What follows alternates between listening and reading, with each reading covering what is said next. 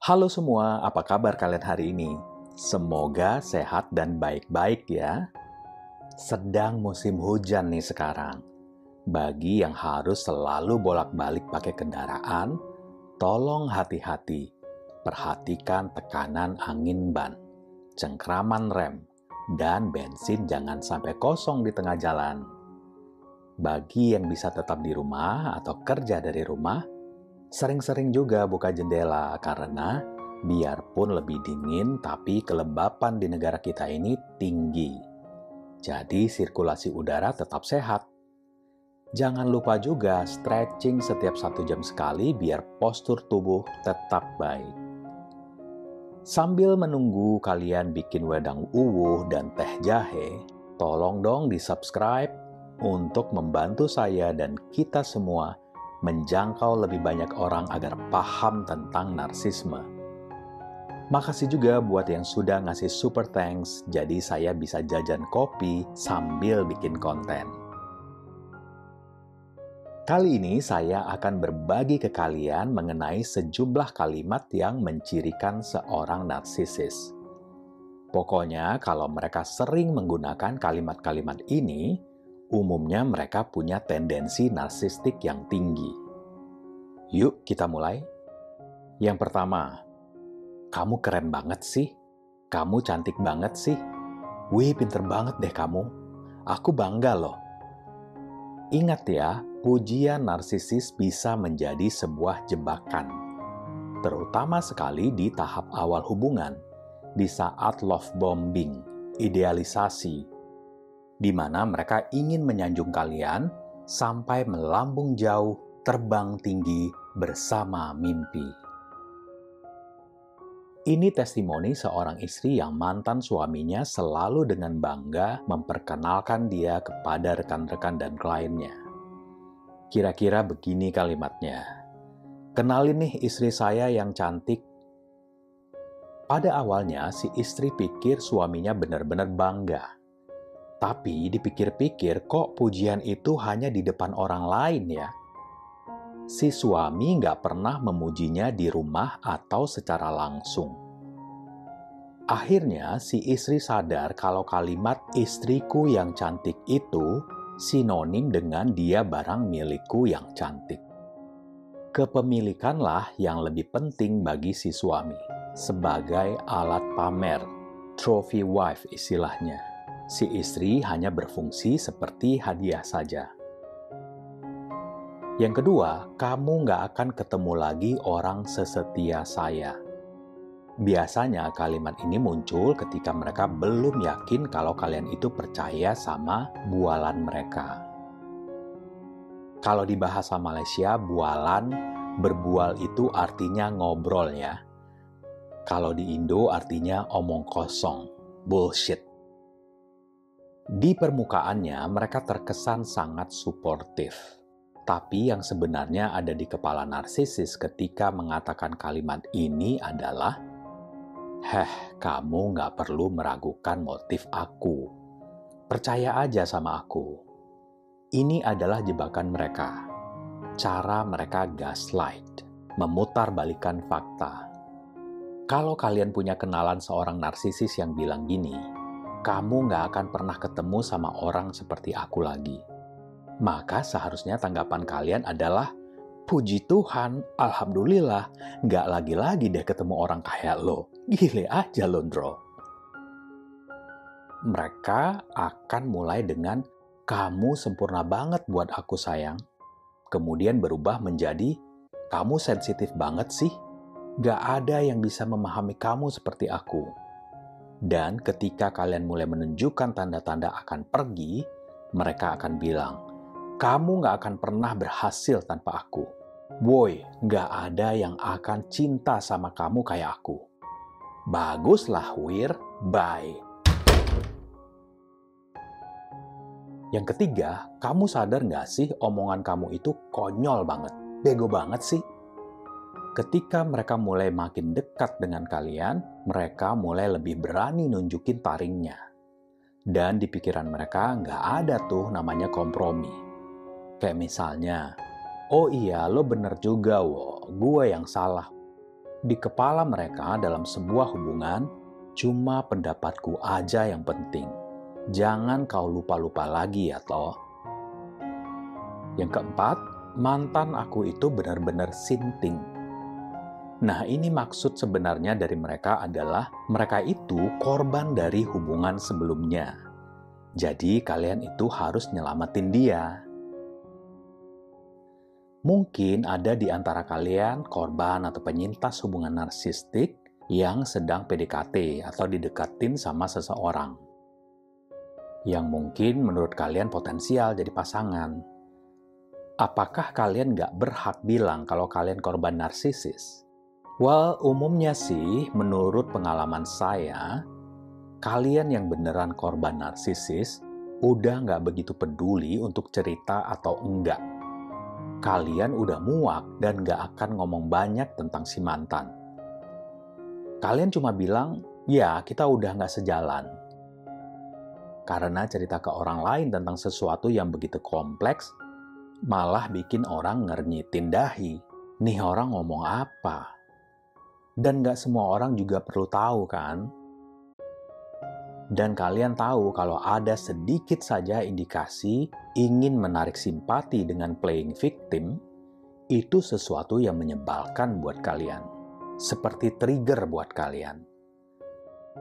Kalau si orang baru harus diyakinkan seperti itu, ya mungkin dia juga belum cocok buat kalian. Kalian pasti nyari orang yang punya kecerdasan emosi setara.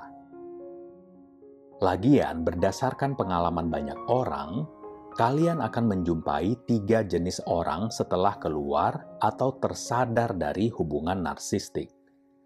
Jenis yang pertama, ini hampir 75%-nya dari orang-orang yang kalian temui.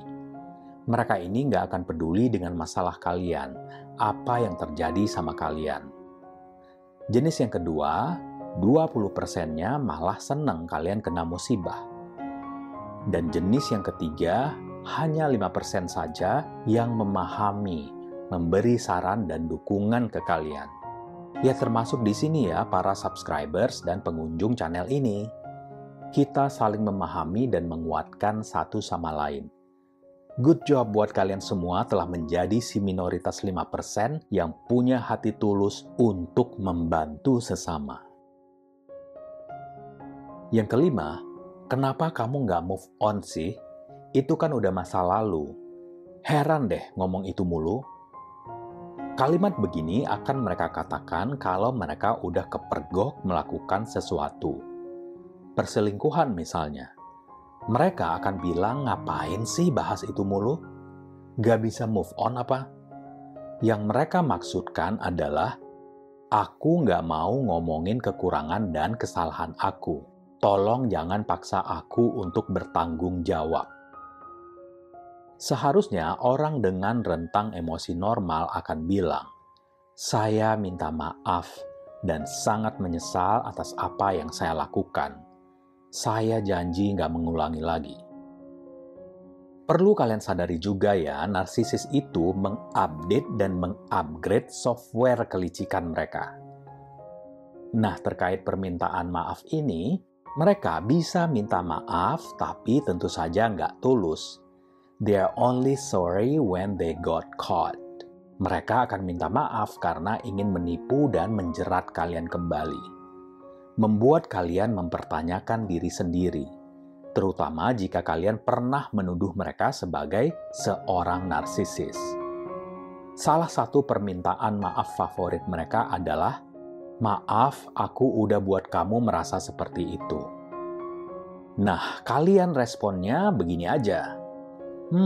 You don't need to apologize for my feeling. You need to apologize for what you have done me wrong. Kamu nggak perlu minta maaf sama perasaan aku. Kamu hanya perlu minta maaf atas kesalahan kamu. Atau mereka akan bilang, iya, aku memang manusia paling jahat di muka bumi ini. Kamu selalu nyalahin aku.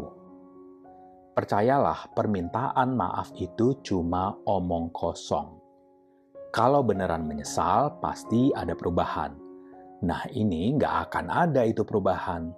Lihat aja beberapa minggu kemudian, dia akan balik lagi ke settingan awal. Yang keenam, kamu itu orang paling egois yang aku kenal. Kamu itu pengatur banget ya. Kenapa kamu itu negatif banget sih? Kalau mereka gunakan kalimat-kalimat ini namanya projection ya teman-teman. Karakter mereka sendiri yang dilekatkan ke kalian. Biar kalian merasa bingung, kesal, rendah diri, dan seterusnya. Ketika ngomong begini, yang mereka maksudkan sebenarnya, kamu nggak boleh punya pikiran dan pendapat sendiri. Teman saya yang tendensi narsistiknya tinggi, suka banget bilang begini, ini udah tahun 2024, lo masih aja negatif. Padahal yang suka jelek-jelekin orang tuh dia. Di belakang si ini ngomongin aib si itu. Entar di belakang kita pasti ngomongin kita juga. Enaknya kalau udah paham ya anggap aja orang gila yang ngomong. Jadi nggak dimasukin ke hati. Jangan bereaksi. Justru seru mancing mereka ngoceh kayak orang gila. Dia pikir akan didengerin. No way, Jose. Yang ketujuh, kamu sensitif banget sih? Atau kamu tuh lebay, kamu tuh overreacting, tahu nggak? Misalnya setelah mereka melakukan sesuatu di luar nalar, terus kalian bereaksi. Bukannya bilang, oke yuk kita obrolin dulu baik-baik, atau kita bahas besok ya pas kita udah nggak emosian gini, mereka nggak akan lakukan itu. Mereka akan langsung motong kalian dengan kata-kata tadi, bilang kalau kalian terlalu sensitif, lebay, overreacting. Maksud sebenarnya dari mereka adalah kalian nggak perlu nunjukin emosi atau punya kebutuhan. Yang kedelapan, memang kamu nggak tahu apa-apa. Kamu mana ngerti hal beginian. Mantan saya suka banget pakai kalimat ini. Padahal yang dia omongin, saya udah paham dari kapan tahu. Anak SMA juga ngerti. Herannya mereka ini pede banget, padahal omongannya dangkal dan gak berbobot. Yang sebenarnya ingin mereka bilang adalah kebenaran hanya milik saya. Kalian harus percaya sama realita mereka yang jungkir balik. Yang kesembilan, setelah semua yang aku lakuin buat kamu, tega banget kamu ya. Entah apa pula kontribusi mereka yang luar biasa itu. Padahal kalianlah yang udah berkorban segala macam buat mereka. Mereka membesar-besarkan hal kecil yang pernah mereka lakukan. Mereka ingin memunculkan rasa bersalah kalian dan memposisikan diri mereka sebagai korban. Dan yang terakhir ke-10, oh ya aku udah tahu itu. Tell me something I don't know, dear. Setiap kali kalian mencoba menjelaskan sesuatu ke mereka, dan bukan dalam suasana bercanda. Mantan bos saya ada yang gini. Dia suka bilang kayak gini, "There's nothing new about that. I've known that for years." Dengan logat Australia yang kental. Dia merasa udah tahu semua informasi yang kami sampaikan. Tapi begitu masuk eksekusi kegiatan, kok malah zonk. Ini nggak boleh, itu nggak bisa. Terus di akhir tahun, nggak perform, nyalahin anak buah. Celakanya, dia sering lari curhat ke sesama narsisis lainnya. Ya, orang-orang yang mau pura-pura mengiyakan sekedar menaikkan ego dia. Ya, begitulah ya, kita nggak bisa menang di mata mereka. Kemenangan di mata mereka itu adalah kalau kita yang jadi pecundangnya, pihak yang kalah. Nah, kalimat-kalimat ajaib tadi sebenarnya berakar dari kurangnya empati narsisis terhadap orang lain. Mereka nggak peduli apa yang kalian rasakan, nggak mau dengar pendapat atau pandangan lain dari sisi kalian. Mereka menduplikasi terus-menerus apa yang mereka alami di waktu kecil, yaitu pengabaian, abaikan kata-kata orang, abaikan perasaan orang, abaikan kebutuhan orang. Semua harus tentang me, and me. Nggak ada cerita tentang mutualitas. Yang mereka tahu hanyalah singularitas. Kalau kalian suka konten ini, please subscribe, like, and share. Silahkan tulis juga di kolom komentar kalau kalian punya kalimat-kalimat lain yang sering digunakan si narsisis. Semoga konten ini bermanfaat. Terima kasih atas perhatiannya. Salam hangat dan sampai jumpa.